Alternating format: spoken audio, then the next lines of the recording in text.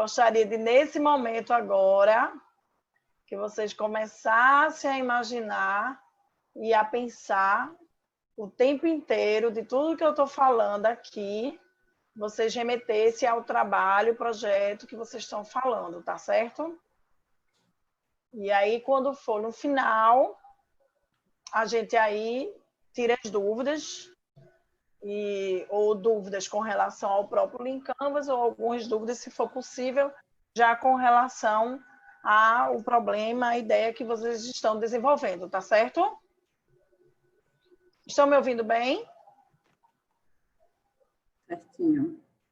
Vou Então, ativar. estão me ouvindo? Sim. Sim, né? Estamos sim, Patrícia. Estamos tá sim. Bom. Ok. Eu não vou olhar o chat, se tiver alguma pergunta aí, deixar que eu falo. Você Joia. pode, né? Pronto. Tá. Então, gente, ok. O Canvas é um quadro que foi desenvolvido pelo Alex Osterwalder, e era para tratar sobre o modelo de negócio de uma forma mais ágil e mais, como é que se poderia dizer, mais flexível e de forma mais visível, né, didática para os empresários. Ele é diferente do plano de negócio, porque o plano de negócio ele é mais minucioso. Ele vai combinar em planilhas de Excel, ele vai detalhar mais, fazer um planejamento estratégico. E o modelo de negócio que a gente vislumbra e prepara no Canvas, ele é o modelo de negócio, ele é um insumo para o plano de negócio, tá? Por que eu estou fazendo esse parêntese? Porque ele não pode jamais substituir um plano de negócio, beleza? Então, veio o Ash Maurya, né, que é um indiano, e ele pegou esse modelo do Alex e transformou ele num modelo de negócio que ficasse entre um planejamento e validação, tá? Então, ele queria transformar um tira e cola das ideias, né, das nossas ideias, quanto até empresários que estão pensando no nicho de negócio, até mesmo alguém de inovação, tecnologia, que esteja pensando em uma plataforma, uma solução para o mercado. Tá? Então, ele pensou nessa plataforma, e por isso que eu digo que ela é vida, porque ela tira a gente do ambiente do achismo. Tá? Não cabe mais a gente ter inferência sobre as soluções que a gente pensa em entregar ao mercado. Tá? E ela, né, a gente escuta tanto aí o MVP, o mínimo produto viável, e ela é a ferramenta assim, legal que modela esse nosso MVP, né, que a gente tanto precisa dele, né, para poder, de fato, validar o nosso negócio. Né? E ele é tão, eu digo assim, que ele é tão pequenino, ele é tão menor versão, né, quanto um MVP. Né? Porque ele não chega a ser um plano de negócio. Então, ele está entre o planejamento e a validação, como eu falei, mas tem dois destaques que eu queria dar, né? Antes de aqui, ó, que eu falei, né? do Ash Maurya, que se inspirou no modelo o Canvas tradicional. Essa apresentação eu vou deixar para vocês, tá? Mas eu queria primeiro passar para vocês algumas observações que eu não observei nessa apresentação. Primeiro que o valor da ideia, quanto vale uma ideia? Né? Uma ideia, ela não tem um valor. Se ela não vale, se ela não foi testada, né? Se ela não foi construída um melhor caminho para testar ela não tem valor. Né? Então, as ideias, enquanto elas não forem concretizadas, ela está só universo da imaginação. E aí tem um livro do Tiago Matos, que se vocês puderem ler, é o Vai Lá e Faz. Ele é muito massa, esse livro, minha gente, vocês precisam ler. E ele difere bem direitinho isso, o que é uma ideia, o que é uma criatividade, o que é uma imaginação. Então, por mais ideia que você esteja, e aí por isso que eu repito, que eu digo que ele é vida, né? O Canvas, a gente precisa ver ele, construir ele, né? A gente precisa ter escuta para poder concretizar ele, para poder deixar ele mais realmente próximo ao que a gente pretende entregar, né? Então, a solução ela só é de fato linkada e comunicada com o propósito se de fato a gente fizer algumas escutas, né? E o Lean Canvas ele proporciona muito isso, né? E aí a gente vai chegar em qual é o momento que a gente vai escutar isso. Então, assim, teve uma ideia, precisa testar, gente, tá? Eu estou vivendo isso, aí eu vou, sempre que possível, eu vou trazer para vocês o momento que a gente está vivendo agora, algum case, tá? E eu estou atendendo, eu faço parte, eu sou consultora estratégica do projeto da cadeia da construção civil do Sebrae, e nesse momento eu estou atendendo, por um projeto do Sebrae, alguns escritórios de arquitetura. Então, imagine vocês que é um mundo, né? O mundo da criatividade, uma galera muito cheia de ideias muito top, mas não cabe mais, né? Elas precisam co-criar, elas precisam que essa criatividade dela seja escutada e seja somada ao que o cliente dela, a quem ela vai entregar, a persona que vai ser a persona dela e o público-alvo, entenda e aceite aquilo como sendo algo que, de fato, vá resolver algum problema deles. E aí eu quero reforçar essa questão de problema, porque uma das proposições do Lean Canvas é exatamente quando a gente tem um problema e a gente precisa trazer uma solução, né? E aí por isso que ele é bastante pertinente quando se trata de alguma solução que a gente tenha e que ela tenha propósito, né? Que ela tenha seja linkadas com os 17 objetivos, né, de desenvolvimento sustentável da ONU. Não sei se esse projeto de vocês agora vai ter esse link, mas o problema, a gente tem uma ideia, mas a gente precisa, a princípio, fazer uma provocação com relação ao problema. E aí, voltando para as arquitetas, esse grupo de arquitetas já estava bem avançado, já tinham tido consultoria, porque elas estavam com um projeto, Eu disse, sim, mas e o cliente, o teu público-alvo? Quem é? Me descreve. Não, é o consumidor aí. Sim, mas me descreva. Eu preciso que você segmente ele. De que idade, que sexo, né? Que renda, que faixa salarial, e etc, etc. E comecei a questionar e elas não tinham nada disso, né? E eu também fui mais enfática, digo, será que eles querem, isso aí que você está entregando? Né? E aí perpassa pela empatia. A gente sabe que a empatia, até um termo bíblico, ele diz que você fazer pelo outro aquilo que você gostaria de fazer para você. Né? Só que no mercado isso foi colocado de água abaixo.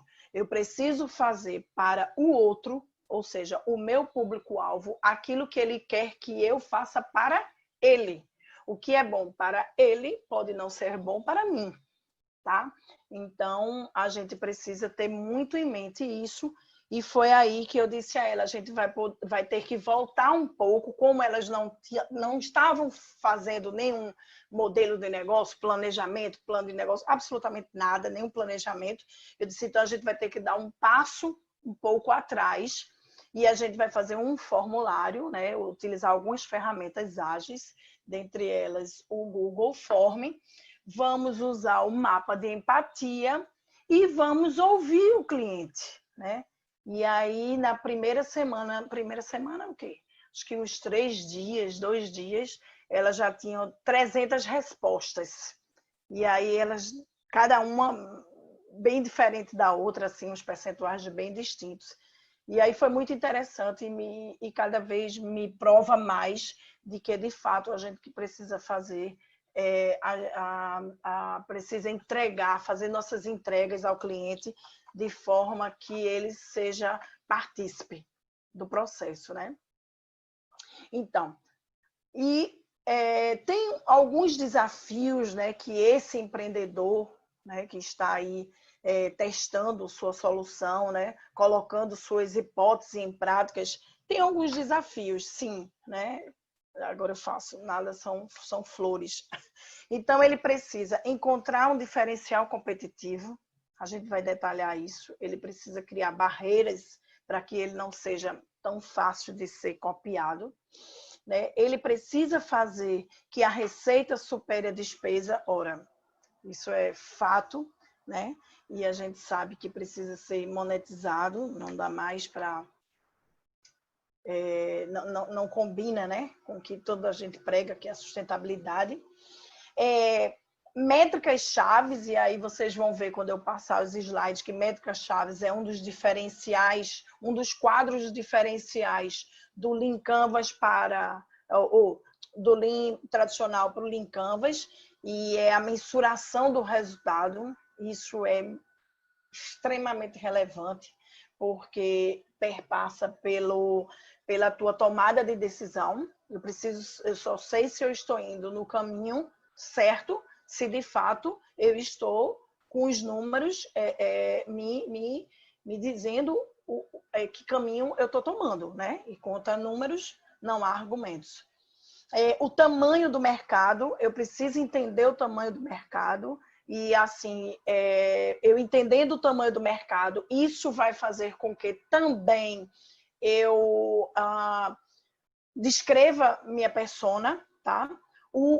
Voltando um pouquinho, a receita também, viu, gente? A minha forma de monetizar, ela também me diz um pouco quem é essa minha persona, tá? Então, o momento de pensar a receita nem sempre é aquele final, assim, onde a gente diz, não, vamos ver quanto é que a gente vai ganhar, quais são as fontes. Não, ele faz parte do processo do conhecimento da persona também, tá? Isso é uma observação interessante. O cliente quer que resolva o problema dele. Aquilo que eu falei, ele não quer que resolva o teu problema, ele não quer que resolva o que tu achas que vai te gerar receita de uma forma mais rápida e segura, né? Ele não quer que o produto que tu estás oferecendo, a plataforma, porque tu estás achando que ela é interessante no mercado. Sei, a gente precisa ouvir de fato o que é que ele quer, né? Isso, outra coisa muito relevante, gente, e isso a gente vê demais, que talvez seja, não é o maior, porque o maior desafio hoje das startups são o comportamento empreendedor. Mas isso que eu vou falar agora, eu acho que deve estar num ranking aí bem alto. Eu não tenho certeza, mas se vocês olharem, que promessa é fundamental para o cliente. Não oferece nada que tu não possa entregar, tá? Se isso daí já não é mais nem um diferencial competitivo. Aqueles clichês, eu tenho que superar a expectativa do cliente. Gente, isso já é obrigação, tá? Já é obrigação. Se tu frustrar a expectativa dele, tá ferrado. Tu vai ter que voltar para o teu Lean Canvas e refazer ele novamente. Então, é melhor, no teu ditado, né? É melhor o feito do que o bem feito não feito. É mais ou menos isso. E é um fato, tá? Tu estás tendo a oportunidade de fazer um modelo de negócio, tu estás tendo a oportunidade de ouvir o teu cliente, de fazer o teu MVP, pô, e de repente tu, né, peca aí, não entrega, numa promessa, num time que tu estás dizendo ao cliente, tu não estás conseguindo. Então, pelo amor de Deus, muito cuidado com isso. Essa onda do e-commerce, ela é muito propensa a isso, né? Eu, particularmente, atendi muitas empresas pelo Sebrae agora, nesse momento, e uma coisa que aí é meu, tá, gente? Eu, Patrícia, eu tenho muito medo do voucher antecipado. Primeiro que eu sou meio de uma linha da economia responsável, sabe? Uma economia mais consciente. Segundo, que eu tenho medo de, nessa retomada, virar, não sei se vocês lembram, eu nem sei se existe ainda, que é o Groupon, né? Groupon, aquele peixe urbano, que as pessoas prometiam, faziam essas vendas antecipadas e era aquele enxurrada, né, de pessoas à procura do produto comprado e cadê? Que a empresa não conseguia entregar. Então, muito cuidado com isso. Né? Eu acho estratégico, o voucher antecipado mas ele precisa ser muito planejado. Tá? E aí, vamos entrar no quadro lindo, maravilhoso, que eu amo. Que ele é muito bonitinho, minha gente, olha. Então, tá vendo esses que estão com X? Esses aí são os que foram substituídos, né, pelo o tradicional. Vocês observem aí que a vantagem competitiva, ela entrou no lugar do relacionamento com o cliente. Não que o relacionamento com o cliente seja importante, não seja importante, viu, gente? Muito pelo contrário, né? Vejam que eu passei esse tempo agora falando exatamente do relacionamento com o cliente. Então, assim, a gente pensa que e tudo isso precede que o cliente ele fez um trabalho de mapa de empatia, de escuta, de pesquisa, tá? Usou outras ferramentas para esse relacionamento com o cliente, tá? E não só no momento da formatação do modelo de negócio, mas ad eterno. O relacionamento com o cliente ele é sine qua non, tá? O outro seria a solução no lugar da atividade-chave, né? Ou seja, a gente pensa o problema, foca, o primeiro é o problema, que ele foi substituído aqui pelas parcerias principais, que também não foram substituídas, tá, gente? Nada desses outros pontos do Canvas tradicional, eles vão ser deixados de lado e não ser trabalhados, de forma alguma. Tá? Só que ele agora prioriza esses outros pontos para poder dar uma agilidade aí nessa testada, né? Que a gente está nesse MVP, nesse modelo aí que a gente está construindo. Então, o problema entrou em principais parcerias, métricas em recursos principais, métricas eu achei fantástico, sabe? Eu acho até que eu sinto falta dele no anterior, no Canvas tradicional, porque ele, poxa, não tem como você ter uma boa gestão, independente de momento da gestão, do momento de concepção, de planejamento, sem medir. A gente precisa medir o que a gente está fazendo, né, para poder a gente agir rápido e retomar as ações pertinentes. Proposta de valor, que a gente vai falar, né? Os canais continuaram, proposta, segmento de cliente, estrutura de receita e estrutura de custo, tá?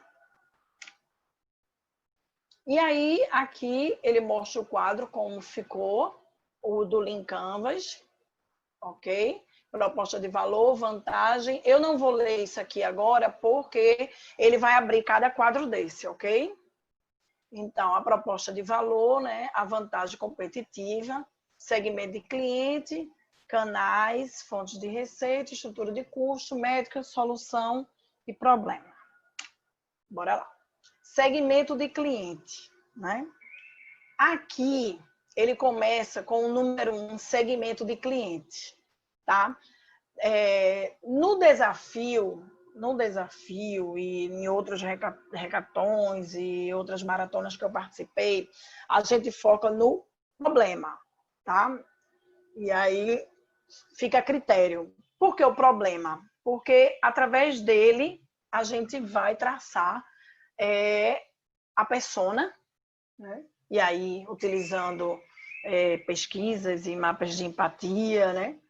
Mas aqui a gente usa um mapa de priorização para problemas, né, e percorre esse caminho no sentido da segmentação do cliente, tá? Mas eu vou obedecer aqui a ordem do slide para a gente não se perder, porque é uma questão de entendimento. Alguns entendem que é melhor começar pelo problema e outros não. Conforme eu vou lendo, a gente pode discutir no final, tá? Então, segmento de cliente. Pense nos produtos ou serviços, identifique quem precisa deles. Recupere sua matriz de segmentação e as personas que você criou. Identifique seus desejos, sonhos e medos, né? Divida os segmentos de clientes, maiores e menores segmentos. Então, aqui é onde entra, gente, a importância de se fazer, de fato, uma pesquisa para se saber quem é o cliente que tem este tipo de problema, né, que eu identifiquei, por isso que é importante você focar no problema, porque ele funila, tá? Ele vai já no problema, ele já segmenta que tipo de cliente você vai trabalhar, né? Quando chega na segmentação, aqui você vai, de fato, aprofundar para poder fazer todo o perfil demográfico dessa persona que você vai atuar, né? Então, assim, quanto mais vocês abrirem e detalharem quem é essa persona, melhor. Ele até traz um exemplo aqui, por exemplo, mulheres adultas, sim, mulheres adultas, mães de primeira viagem, com os filhos menores de 5 anos, justamente, vai depender do que você pontuou lá como problema. Tá vendo como o problema é importante? Porque senão fica abrangente, você não consegue desdobrar isso aqui. Eu vou dar um exemplo. Teve um pessoal do desafio que eles colocaram como problema os resíduos o descarte da população de resíduos de material eletrônico. Ora, eles tiveram que fazer uma segmentação desse cliente, porque onde é que está o maior volume de descarte de lixo eletrônico? Na comunidade, nos bairros de classe média alta, enfim, tá vendo? Então, de acordo com o problema, é que você lhe proporciona uma melhor visão, digamos assim, de quem é sua persona, tá? Mas quanto mais você detalhar, melhor. Por quê? Porque as suas ações, as suas soluções vão ter que ir exatamente na veia, no ponto-chave da necessidade daquele perfil do cliente. Tá? Você veja aqui eu vou trabalhar com a mãe de primeira viagem, que já tem algumas, né, nuances diferentes, que tem filhos menores de 5 anos, que tem nuances completamente diferentes de uma mãe que tem filho jovem, adolescente ou adulto, né? Então, é nesse sentido que a gente faz esse destaque aí. Quanto melhor abrir, melhor para você identificar, né? Então, assim... Ô, Patrícia, poderia só colocar um parênteses no caso aí? Oi. Porque... Deixa eu aparecer. Cadê? Não, eu tô sem vídeo. Ah. Porque, no caso, a gente falando agora num momento que está passando, certo? Eu tenho uma startup também e a gente tem que também levar em consideração que hoje, cada vez mais, existem, digamos assim, soluções para tudo, né? Que a gente costuma dizer. Então, a gente abre ali o aplicativo, a loja de aplicativos, tem aplicativo para tudo, né? A gente, assim, tudo, aspas, né? Então, a gente tem que sempre levar em consideração justamente essa questão de afunilar os clientes por justamente isso. Porque existem para tudo, porém, será que realmente é tudo, né? Então, são essas questões que a gente tem que começar a pensar, e principalmente agora, né? Com essa questão de... Eu sou de ciência da computação, sabe? Sou do curso de ciência da computação, então é um curso assim que tem muito dado, então é uma coisa assim meio complicada da gente conseguir achar um ponto, digamos assim, em comum de um dado, por exemplo, que a gente até costuma dizer assim, como é que eu posso falar?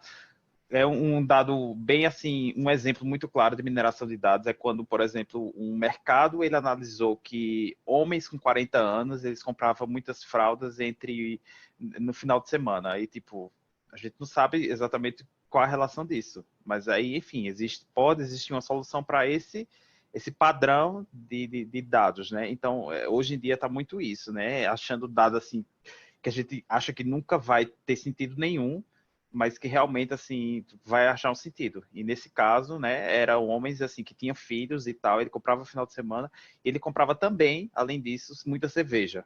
Então era o quê? Ele ficava dentro de casa, tinha a criança para criar, mas também ele comprava cerveja, fazia um churrasco, sabe lá o quê, enfim. Aí o mercado ele fazia uma solução para isso.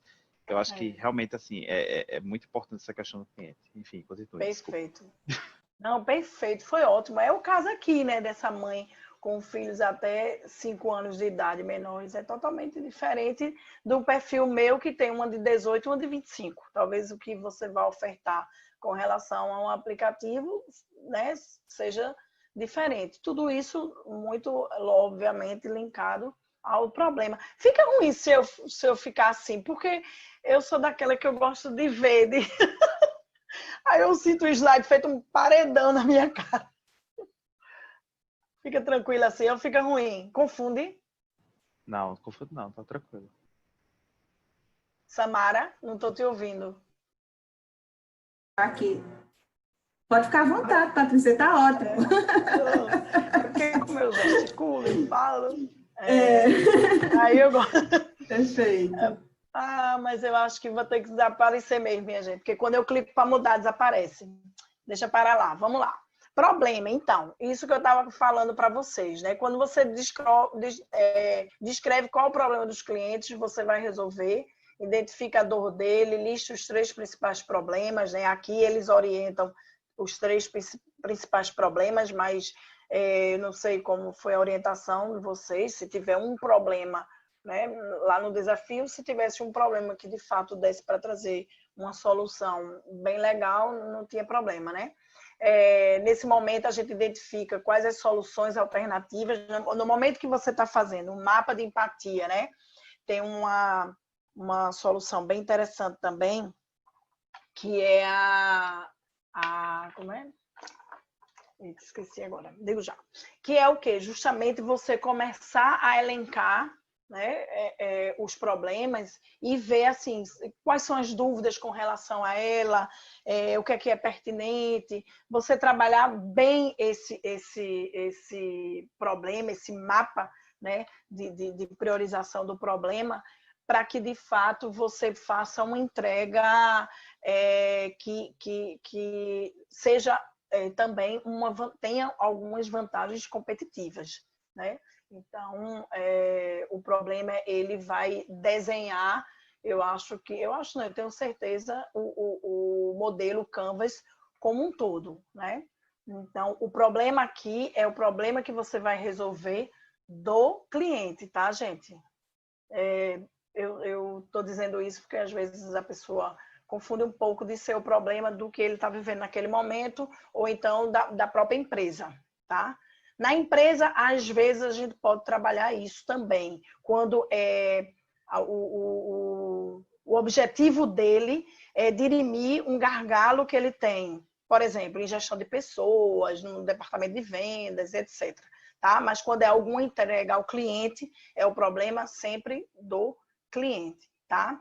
Ele tem que ser um problema definido com clareza, que ele já fica meio resolvido. E é fato. Essa última frase aqui do Charles Catherine é bastante pertinente e observem isso. Quando vocês definem um problema bem definido, vocês vão ver que facilmente vocês vão encontrar a solução, tá?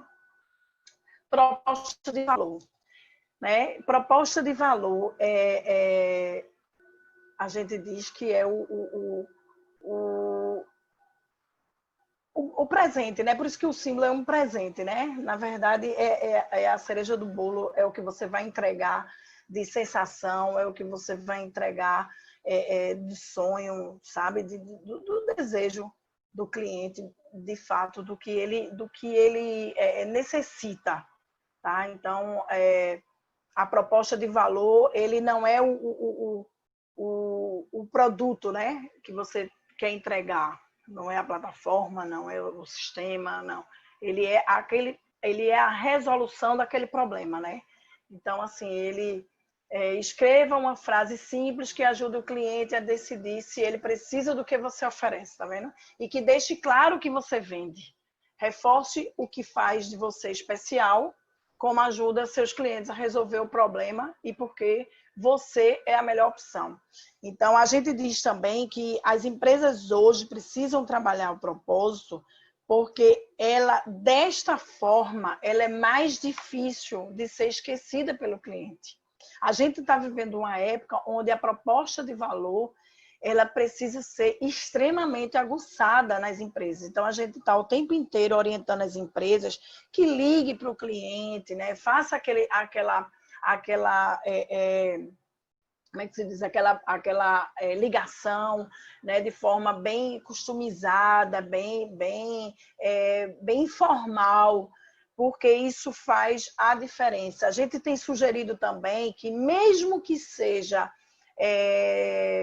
passar algumas atividades que você faça, tipo uma cabeleireira postar um vídeo mostrando como é que faz uma escovinha, como é que ela retoca o branco do cabelo, né? Como ela faz uma chapinha. Aí o cliente do outro lado, mas isso eu vou estar passando o meu segredo. Não, de forma alguma ela vai fazer igual como você, que é um profissional, entendeu?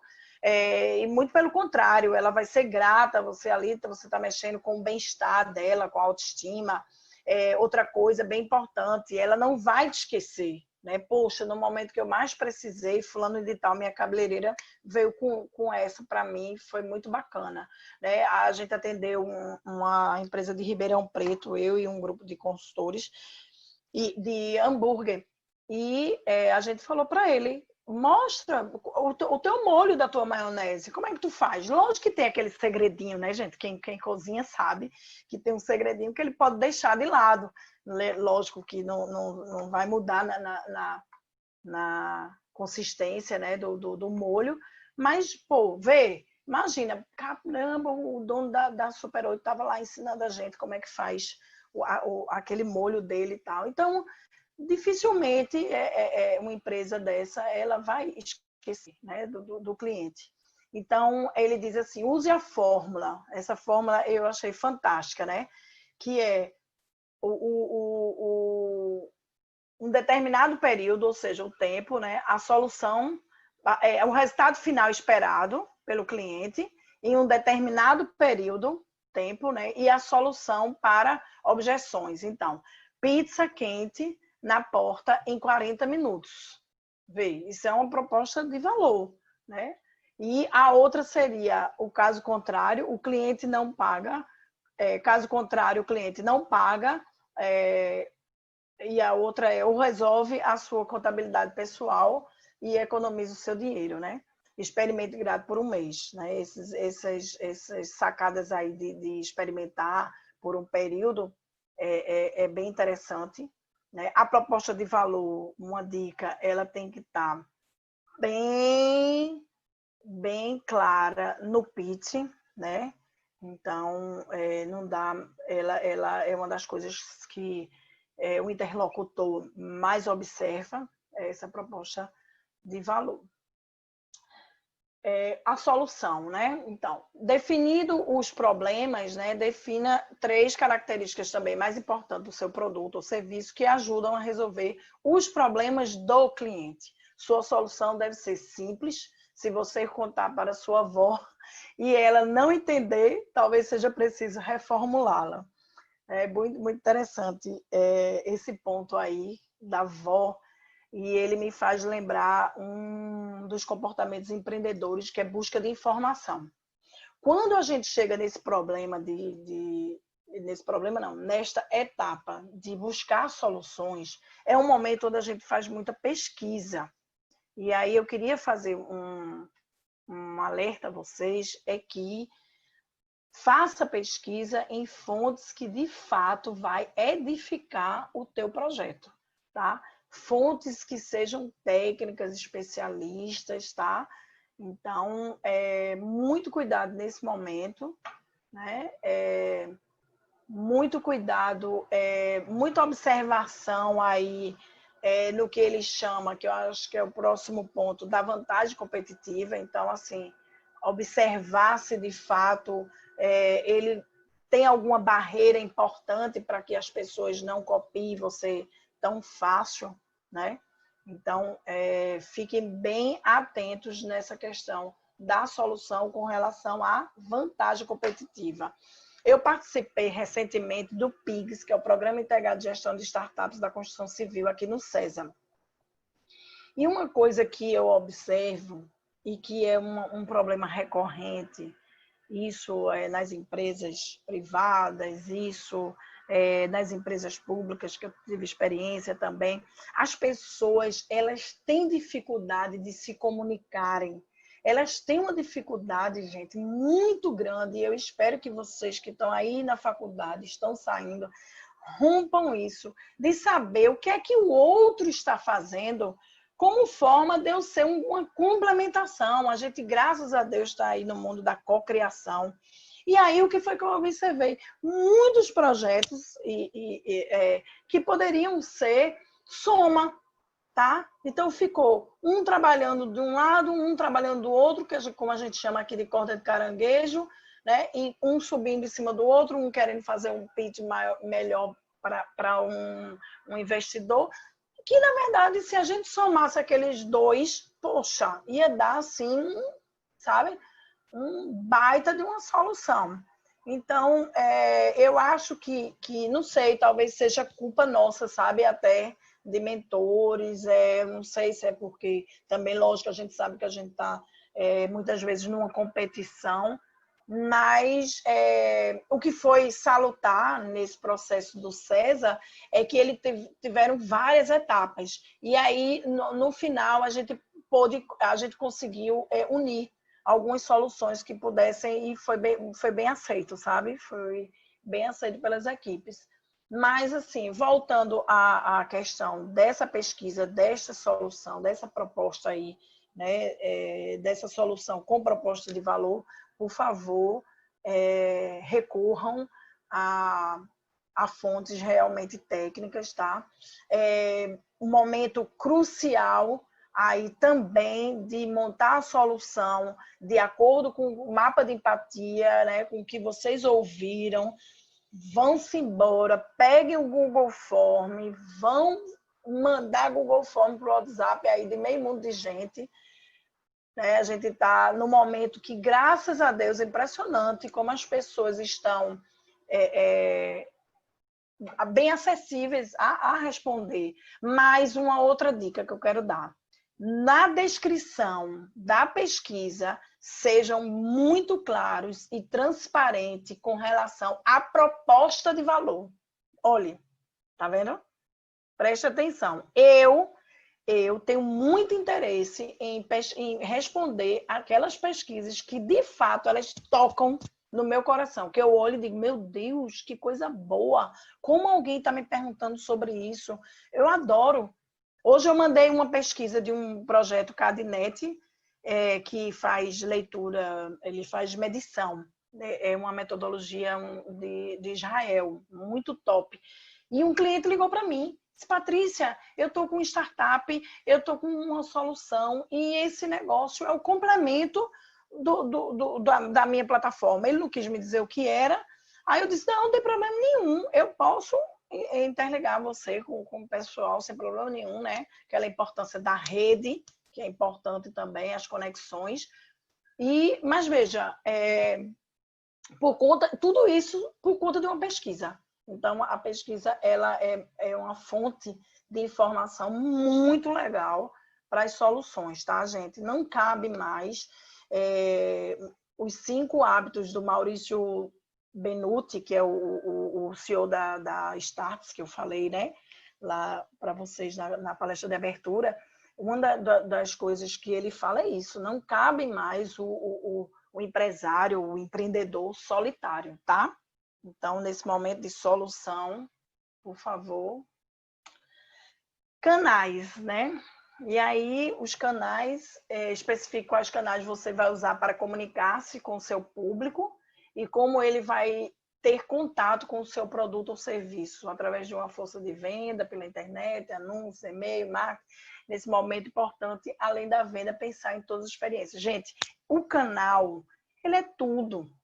Não adianta eu fiz a pesquisa, eu digo isso porque eu sou uma pessoa que participo de vários grupos aí de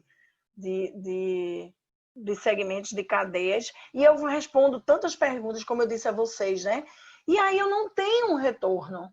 Eu não sei o que foi aquilo, se avançou, se não avançou, se foi realmente transformado num negócio, né? Então, assim, o mesmo cuidado que vocês tenham, né, para fazer e soltar essa pesquisa, tenham de depois, quando vocês tiverem lá o seu bannerzinho eletrônico, todo bonitinho e tal, mandar para essas pessoas para dizer, ó, é isso aqui, tá aqui. Poxa, eu acho que é uma maneira, assim, bem bacana, né, de você até retribuir por aquela resposta que ele te deu. Então, assim, o que é importante aí? Marketing de conteúdo, fato, né? Indicações, fato. E indicações você só pode ter quando você começa a publicizar a sua solução, né? Criação de audiência, né? Através de páginas de captura,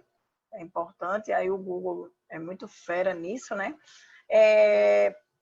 É um momento de você atrair também, né? E fazer o seu funil de vendas, né?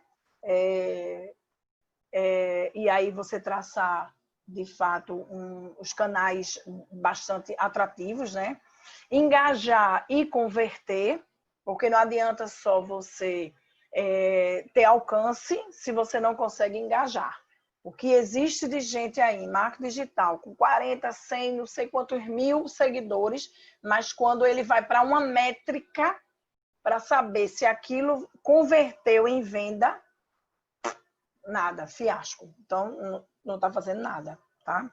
E aí eu achei engraçado que eu escutei o Davi Braga, que é o filho do João Kepler, e ele dizendo que começou a limpar, né, o Instagram dele, que ele estava seguindo muita gente, né, e segundo a inteligência artificial, você precisa seguir, os algoritmos dizem que você precisa ter mais seguidores do que você seguir, que é para você se manter visível naquele seu público-alvo. E aí ele começou a tirar, e aí as pessoas também com raiva, porque ele começou a deixar de seguir, e começaram a deixar de seguir ele também. E ele disse, ó, para mim foi ótimo, porque não é esse público que eu quero é o público que de fato esteja engajando, querendo ter interesse em engajar aí, né, comigo. Então, foi bem interessante isso. Então, é bem diferente, tem que ter muito cuidado com essa questão do tráfego, com o converter, né? E aí, a gente tem vários canais.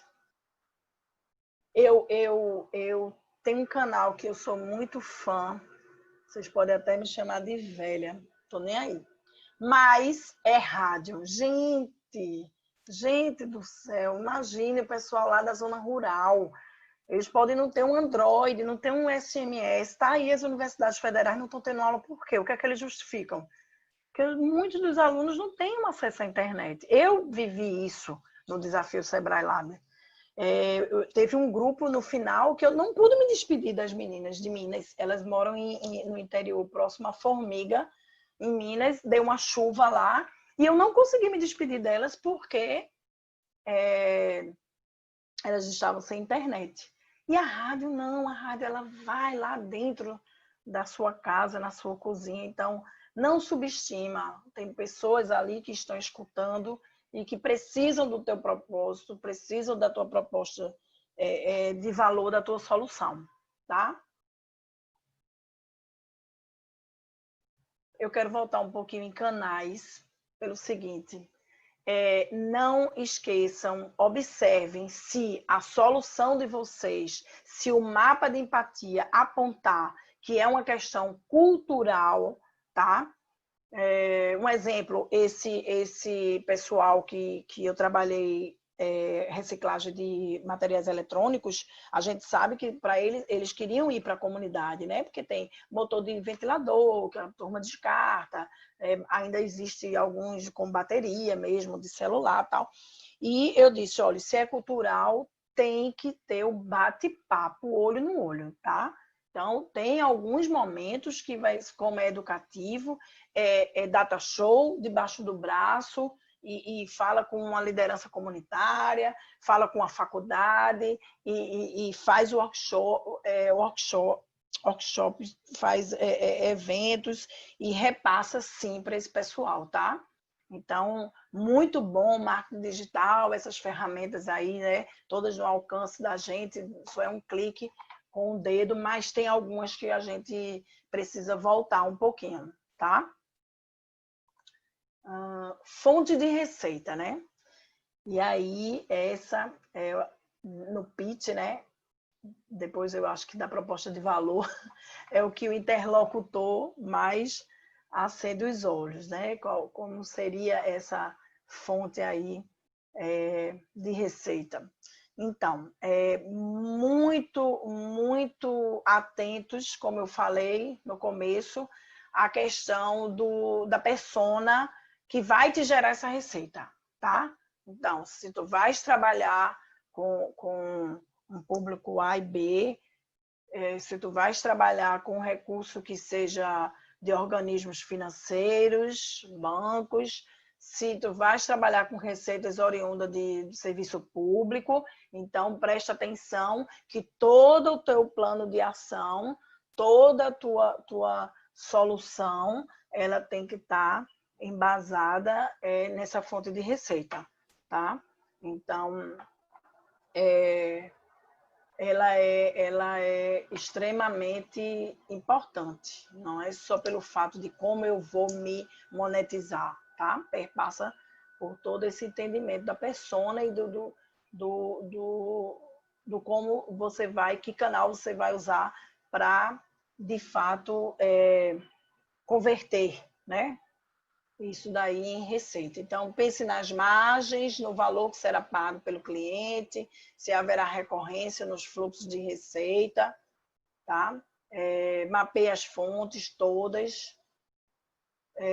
Não esqueçam de analisar também o perfil, como é o cliente. É um cliente que paga com cartão, ainda é aquele cliente que paga com dinheirinho.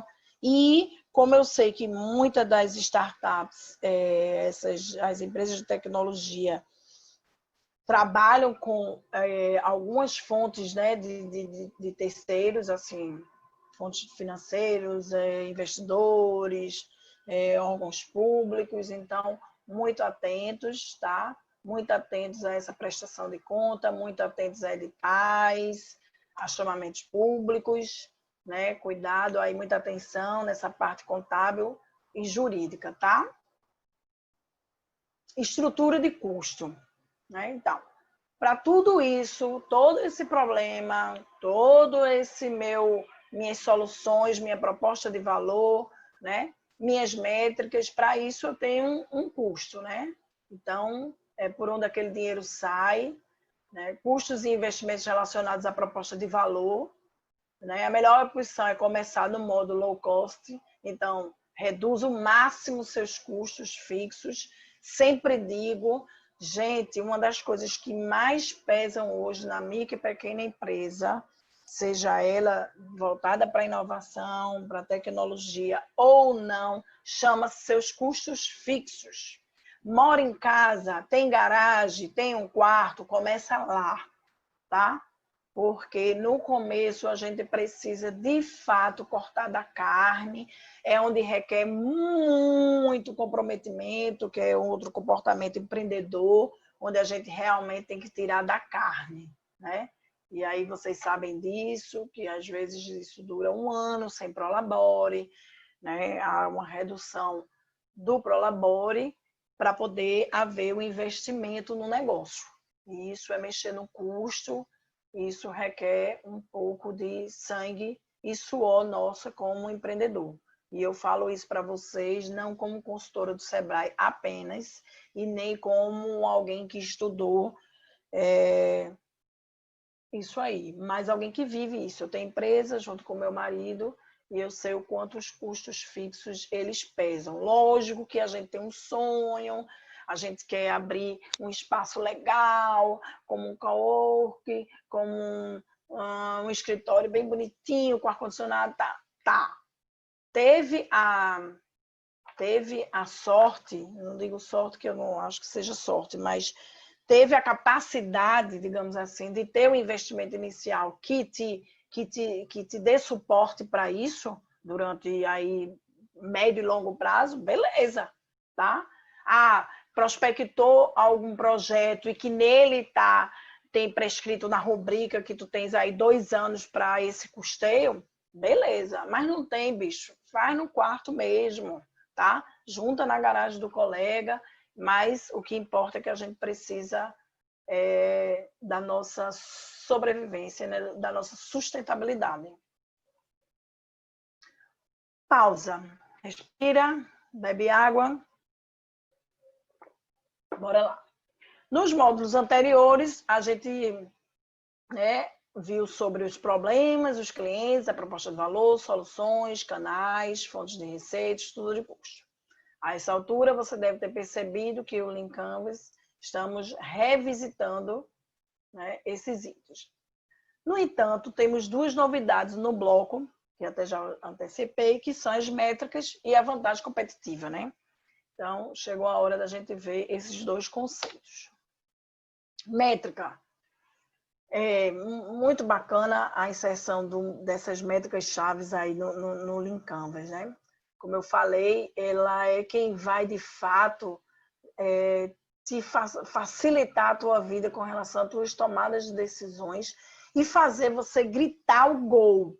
Eu sempre costumo dizer que as métricas, ela é a maior mola motivadora, porque você diz, putz, a gente está no caminho certo, poxa, a gente pode ser bem melhor, tá? Então, ela também pode te trazer um pouco para baixo, mas ao mesmo tempo, tu sabes onde é que está apertando, onde é que os números estão apertando. Então, de certa forma, te dá um conforto para tu refazer esse teu plano de ação. Então, a gente costuma dizer que a métrica ela é esse ponto aí, né, do equilíbrio. Ela é muito importante, que ela é quem faz ver todos os resultados de fato do nosso negócio, né? Seja ele o que for. Então, número de vendas para o mesmo cliente, isso é importante, né? A gente precisa entender que a gente precisa aquele cliente fidelizado, né? Aquele cliente conosco, né? Aquele cliente que vem, faz uma compra e vai embora, ou então ele vem, faz um uso e depois vai embora. Não, a gente precisa desse upsell, né? Que é justamente o número de vendas para o mesmo cliente, né? Eu preciso manter esse engajamento, eu preciso medir como é que está esse engajamento. Esse meu engajamento, ele está me revertendo isso em vendas, né? Em compras. Como é que está esse engajamento? Eu preciso fazer uma análise, né? Desses percentuais aí de conversão, né? Esses relacionamentos que a gente tem, né, com cliente, com link, com direct, com e-mail, a gente precisa estar muito atento a isso, porque isso é quem vai dizer se a gente tem engajamento ou não. Não é o número de seguidores, não é o número, né, de seguidores, seja no Instagram, seja no WhatsApp, os cadastros no WhatsApp, seja no Instagram. Não, eu preciso avaliar cada postagem que eu faço, cada conteúdo que eu gero, o que é que isso me traz de retorno. Eu preciso, sim, medir isso, tá, gente? Então, Ô, Patrícia, oi. poderia acrescentar aí, no caso, nesse valor de métrica? Pode ser? Oi, Pronto. pode, claro. Então, eu sou design de experiência, certo? Então, eu acho que é muito importante essa questão aí, tanto esse métrica-chave, quanto o bloco 5, que, não é que é, no caso, os canais, né? Porque eu acho que hoje em dia a gente não vale a pena a gente dizer assim só porque é bonito, ou isso e aquilo, ou então o aplicativo é isso, o aplicativo é aquilo. Assim, eu tô falando do aplicativo porque é minha área, tá, gente? Mas entenda de uma maneira Certo. geral. Mas, assim, as métricas chaves justamente um ponto muito importante, porque a gente tem que saber realmente o que a gente está evoluindo, né? O que onde a gente está caminhando, onde a gente está realmente tendo valor, né? Então, quando a gente fala de experiência, pode ser até mesmo uma cor que realmente assim traga uma experiência melhor para a solução daquele problema, né? E aí isso tudo a gente tem sempre que ter em mente essas métricas para justamente a gente saber realmente o que focar, né? Porque senão a gente fica tipo perdido, né? Eu acho que esse ponto assim, as métricas chaves são digamos assim, são pontos importantes. Assim, eu acho que é um dos mais importantes no Lean Canvas para justamente estar realmente assim vendo o que a gente onde está evoluindo, né? Porque senão a gente vai, digamos assim, ficar indo, e aí, né? Onde a gente está realmente crescendo, né? A empresa, a solução e tal. Enfim, era só isso mesmo que eu queria dizer para vocês Perfeito. entenderem Como é teu realmente nome? as métricas. É Lucas. Lucas, deixa eu te dizer uma coisa que foi massa tu ter falado. Gente, para quem vai trabalhar com captação de recurso, né? Assim, quem for se transformar numa associação, numa ONG, ou não, for trabalhar até mesmo com investidores, gente, a primeira pergunta, a primeiro pitch que eles querem saber é o propósito, lógico, e a métrica. Como estão os teus números? Para saber se de fato no teu MVP tu alcançasse aquilo que tu estavas te propondo, tá? Então, assim, eu sou consultora também do terceiro setor, e quando eu vou para fazer uma consultoria na área de gestão da instituição, que eu pergunto os números que elas não têm, eu digo, pare tudo. A primeira coisa que você precisa me dizer, quantas crianças de tantos anos você atende, quantas foram alfabetizadas, quando é na área da educação, e tal, e tal. Esses números, eles são, eu digo assim, é o tesouro que você tem, né? Para poder dar credibilidade, né? Para poder passar que realmente você está indo no caminho certo, né? Esse a finalidade do indicador. Já está dizendo o nome, ele vai indicar para saber se você está no caminho certo. Então, muito mais do que para dentro da empresa, conforme tudo isso que o Lucas falou, também para fora. Né? Ele é onde eu vou estar toda a minha publicização. Quando eu pego um recurso público, por exemplo, a minha publicização ela é toda em cima das atividades que eu executei com aquela grana e as minhas métricas. Sem isso, eu posso ser, inclusive, questionada, né? E sofrer alguma penalidade aí. Então, essas métricas elas são fantásticas do ponto de vista importantíssimas, interno e externo também. Elas têm que ser, gente, divulgada, publicizada, botem no site, em toda a comunicação que vocês tiverem, eles precisam constar. Isso é onde vai dar bastante visibilidade para o negócio de vocês, tá? Vantagem competitiva.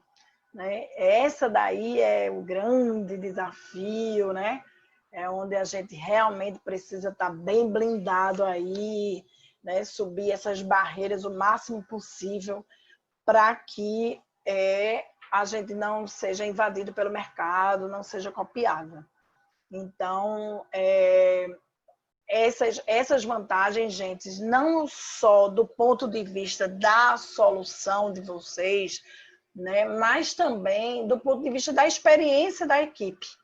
Então, por exemplo, essa equipe lá de Minas que eu trabalhei, né, no desafio, eles eram todos engenheiros elétricos. Então, a proposta deles era pegar aquele rejeito, né, aquele descarte que foi feito, aquele material eletrônico, eles iriam abrir aquilo ali, tirar as peças que as indústrias ainda conseguem reutilizar, repare, Que bacana. Então, assim, eles tinham uma vantagem competitiva nesse sentido, né? Que eles eram, de fato, da área. Isso foi só um exemplo, mas existe N e N, né? Experiências que a equipe tem e que não pode ser facilmente copiado, né? Mas, assim, a gente, a princípio, trabalha isso, mas a gente sabe que nesse mundo globalizado, a gente tem que estar o tempo inteiro se reinventando. O tempo inteiro dando um outro, se ressignificando, né? Como é a palavra da moda. Porque a gente sabe que o Ctrl+C, Ctrl+V é muito rápido, tá? E, às vezes, não é nem que a pessoa nem conheça o teu negócio, mas é porque ela é uma pessoa que é focada em problema. Então, ela é uma pessoa que também tem perfil e comportamento empreendedor e ela chegou à tua sacada também. Então, a gente tem que estar o tempo inteiro de olho, né, nesses concorrentes nossos, mas de olho em sempre estar buscando uma melhoria competitiva. Tá? Para poder, se tu tens um aplicativo, tem que estar o tempo inteiro como é que se diz, aprimorando ele com nichos novos, algo novo, para que dificulte o máximo possível de ter similaridade no mercado. E isso vai fazer total diferença para o teu negócio, né? E existe uma forma, e aí é muito bacana esse slide, porque ele dá isso, que é de você avaliar. Como eu avalio? Como eu sei se, de fato, o meu negócio ele é competitivo ou não? E aí a gente chama de avaliação da metodologia VRIO, né? Que é o valor, a raridade, a imitabilidade e a organização, né? Ela é formulada por um professor especialista em estratégia, né? E esse modelo ele analisa os recursos de uma empresa para concluir se há uma vantagem competitiva, né? E se ela é sustentável. Isso é um fator sine qua non. E aí ele diz exemplos de recursos e capacidades, né? Vejam aqui, ele elenca algo que eu preciso ver se eu tenho de forma privilegiada, né? Então, recursos financeiros próprios, capacidade de obter financiamento, instalações modernas, localização privilegiada, né? Patentes e direitos autorais, motivação da equipe, marca registrada, habilidades gerenciais, habilidades técnicas, marca reconhecida, boa reputação com clientes e confiança dos fornecedores. Então, se eu tiver aí 70% disso aí, eu já estou bem diferenciada competitivamente, né? Aí ele vem aqui, valioso. Seriam os recursos que permitem que você aproveite oportunidades ou enfrente ameaças. Ele cria valor para o cliente, tá? Então, você tem essa disponibilidade desses recursos para isso. Raro, poucas empresas possuem esse recurso, outros concorrentes também os têm. Então, eu preciso saber se essa minha vantagem ela é rara ou não, né, com relação aos meus concorrentes. Se é fácil dela ter acesso ou não. Imitar empresas que não têm esse recurso estão em desvantagem. É um recurso difícil de adquirir, copiar ou desenvolver. Né? Organização. Sua empresa está organizada e preparada para explorar esse recurso valioso, raro e difícil de imitar.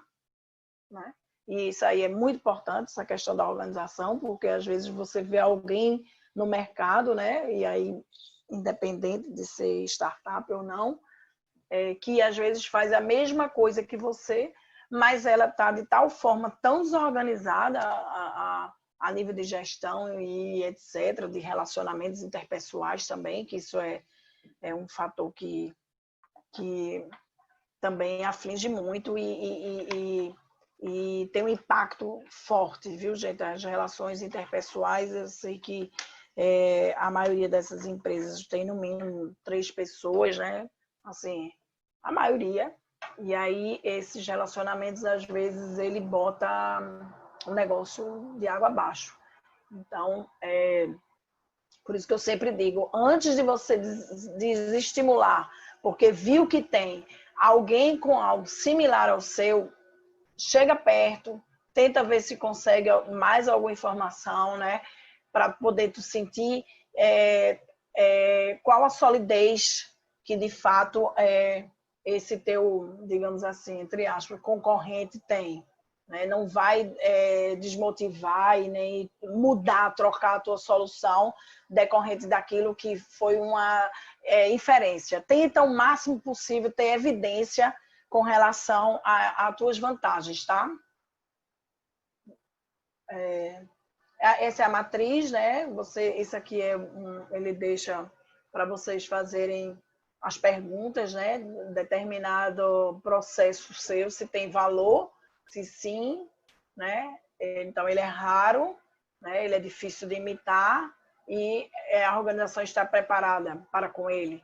Então, é um recurso. Tem um valor? Não, então já é uma desvantagem.